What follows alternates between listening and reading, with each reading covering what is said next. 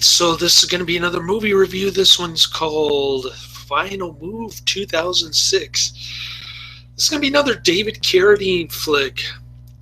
I love this flick. It's a low budget,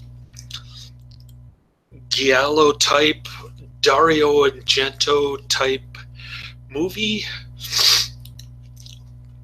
It starts off with a bang where the killer is slicing this girl's face while he's playing chess. He takes off his mask and he starts laughing. That's when you know this movie is going to be great. I mean, for the most part, David Carradine movies are crap, but every once in a while you stumble across a hidden gem like this one. So they electrocute the killer, and then the next day a series of similar murders starts happening all over again. The Keystone Cops are scratching their heads. David Carradine's in charge of the police department. Gets a blondie FBI agent who's snooping around. And Keystone Cops can't figure out if the killer magically came to life after being electrocuted, kind of like that Godzilla shit monster in Tokyo.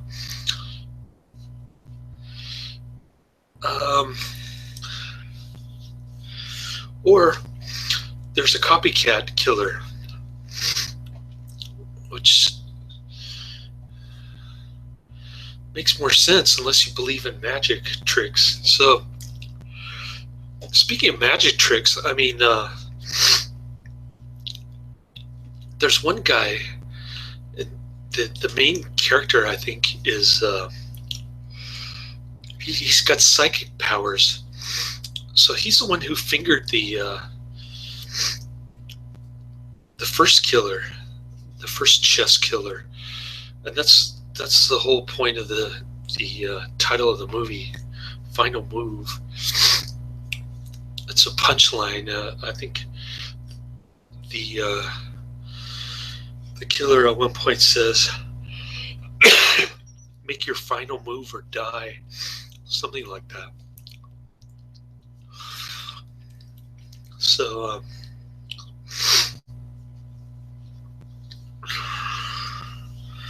So they're trying to figure out who's doing all these killings, more gory stuff. Lots of gore in this flick. I was surprised. There's even an orgy scene going on. They start booking all these people. At one point, there's a lady who's a so-called sexual predator, whatever that means. Seems like she just likes to have sex with guys. So I guess that makes her a predator. I don't know. A lot of stuff in this movie is confusing. For instance, why is the psychic cop confined in a mental institution? Why is he hanging out with a homeless guy playing chess?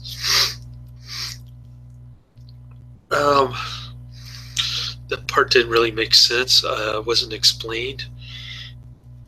A lot of things aren't explained. There are a lot of plot holes in this movie, but I didn't care because it was a fun ride. Lots of action. The acting is a little bit subpar, with the exception of David Carradine and the Baldwin guy. There's been a lot of mainstream movies.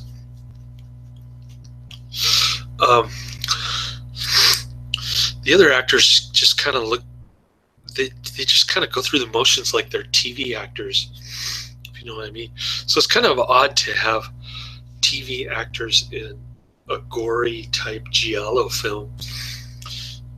It's rather unsettling, actually. It's pretty cool. Yeah, the special effects are pretty lame at the end.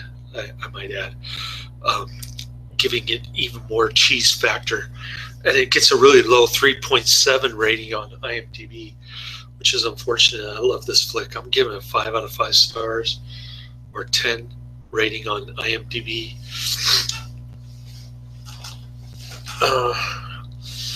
I just couldn't get enough. I mean, some movies are just so bad that they're good, and this one definitely falls into that category, I guess you could say. 3.7 isn't like rock bottom, but it's pretty low on the 1 to 10 scale.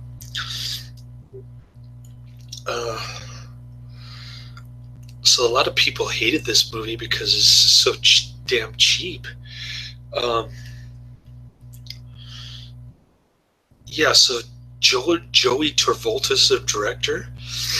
He was in Beverly Hills Cop 3. He played one of the main roles, I think. I guess John Travolta's brother, Joey Travolta. So yeah, he's definitely a good director. I like his stuff. I'm digging it. So the killer threatens the psychic cop's family. The Keystone Cops keeps bringing in these suspects, like the so-called sexual predator who opens up her legs, which is kind of a ripoff on Basic Instinct, Sharon Stone.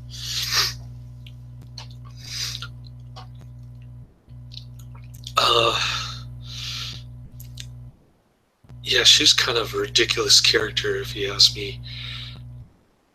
And all the women in this movie are white, by the way. So not much in the way of diversity here. But I didn't care. I mean, like I said, it was a shoestring budget. I thought it was clever with the plot. Even with the plot holes, I thought the plot was pretty clever. And I love when they reveal the killer, because it was just the ideal person that you want to be the killer is the killer. I don't know how to explain it any other way without spoiling it for you, but yeah. So the killer threatens the psychic dude's family. The killer kidnaps the psychic dude's family, and his daughter's diabetic. She'll die without her medicine, I guess. So there's that element of suspense there. Pretty cool. So the psychic dude's buddy gets shot by the killer, and he just kind of pretends like he's dead, and then he just comes back to life all of a sudden, inexplicably. Another one of those inexplicable moments in this movie. I don't know if he had Kevlar on or what the hell protected his chest from a bullet wound.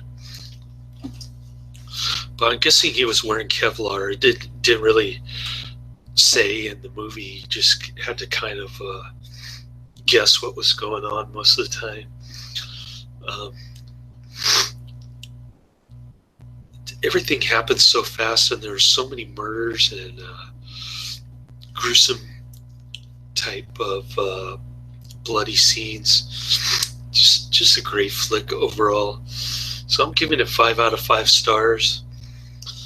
Like I said, it's a low budget masterpiece and very underrated film. Kind of surprised me.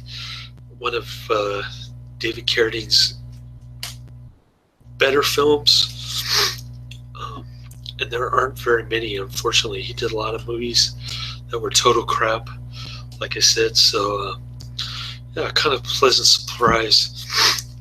I'm watching a lesbian vampire flick where he plays Van Helsing. It's called The Last Sect. Came out around the same time as this one. And that movie is total crap. I mean, I'm about 30 to 40 minutes in it, and it's just awful, terrible flick. So that gives you an idea of the kind of love-hate relationship I have with David Carradine movies. Some of them are god-awful, terrible. Some of them are kind of mediocre. And others are just mind-boggling, like this movie, Final Move. I'll post the trailer in the description box. Check it out. Highly recommend it. Laters.